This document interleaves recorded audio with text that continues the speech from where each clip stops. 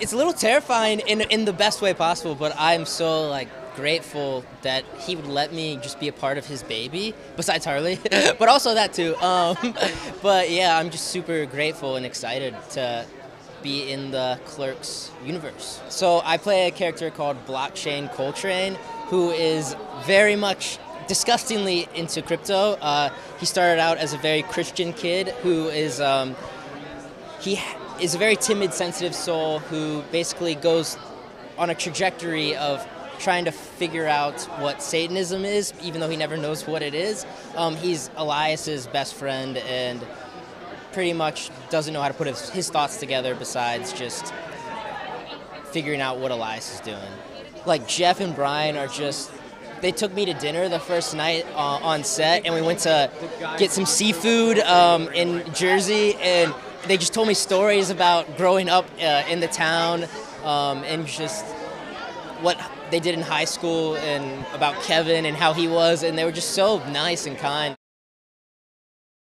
You know, what's always great about working with Kevin, it's like coming to like a summer camp or, you know, a family reunion where you know you're going to the house who makes the really good barbecue, Jersey style, so to speak. So it's really great getting back together with Jeff Anderson and Jay Muse and Kevin, of course, and then bringing back some of the really great people of like Marilyn Ghigliotti and Scott Schaff, a lot of the original people from the very first one. I mean, 28 years ago, for God's sakes. And we're very blessed to get them all back. If you were with us from the very beginning, from 28 years ago, and you followed us this journey where the first film was like, you know, these guys are in their 20s, they have their whole future ahead of them, they don't know what to do.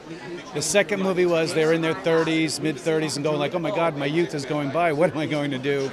And then this one is life is going along, and then something kind of hits you that life just hits you all at one time, and how are you going to make the changes and how are you going to adjust. We're in the actual Quick Stop yet again. That's still around 28 years. The only thing that changed in that store was adult magazine racks changed from adult magazine racks to, you know, weed pipes and vape pens and stuff. So you could see the evolution of us as a society, and technology has changed in the fact that the store has just barely even made one adjustment. The laughter. I mean, it's like, it's not, if you're in a bad mood, come watch this movie. And it's like, you know, you can't. You can't. It's got to come out. Yeah. He's a persistent guy, my dad, I guess. He just has so much love for this world and these characters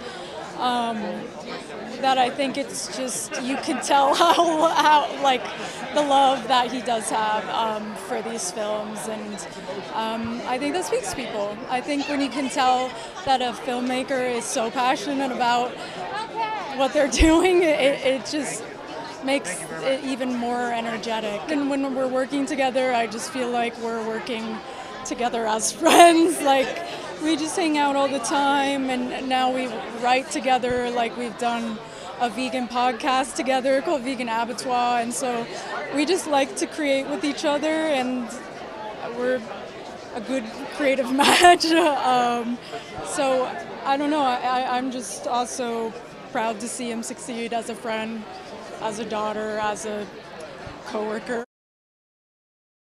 I mean, I'm excited about this. This is a movie made for the fans, so it's going to be nice to finally have something new to talk about. We've talked about Clerks and Clerks 2 for so many years, and I can't wait for the Clerks fans to see this, and it is an ode to them. We've done these movies like 10 and 15 years apart, so we keep sort of jumping into their lives at odd times, in their 20s, in their 30s, and now 40s and 50s. It's finally, in his 50s, Randal has finally decided to do something with himself. It proves it's never too late.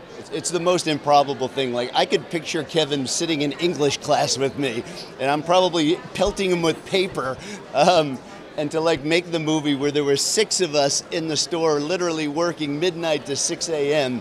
thinking nobody is ever going to see this movie, into this, it's very strange. I mean, it's incredible. Like with Clerks 2, we had such fun cameos coming in, and you know, we were sort of looking at each other going, why are these people making our movie? It's very strange. But this one, like being back in the store and having just incredible people come in. It's really surreal. There were so many times when we were filming that we all just sort of looked at each other. Kevin, Brian, Jay, and I, we all sort of went, what on earth is happening here? As we're doing tonight. Really the fun happens off camera and just when, quiet times when Kevin, Brian, Jay, and I are just kind of hanging out. And a lot of it is just like being back in the store, just sort of shaking our heads going, oh my God, we're back in the store like 30 years later. It seems crazy. But it's like walking into the store, I think I shed 30 years. It was like I was 20 all over again.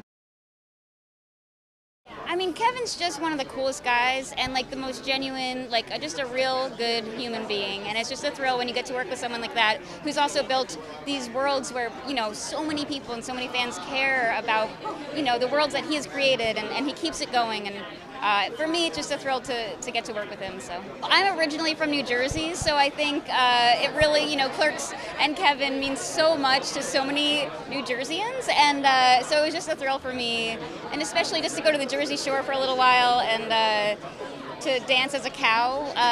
It was a real thrill, and one of the best parts is we were doing a night shoot, and then they brought us a ton of really good pizza, and there's nothing like East Coast pizza, so it was a great time. It's funny because it's like I've always wanted to work with them again, and so 28 years later I get to kind of do that. So I'm really excited for tonight, and I'm trying not to be so verklempt.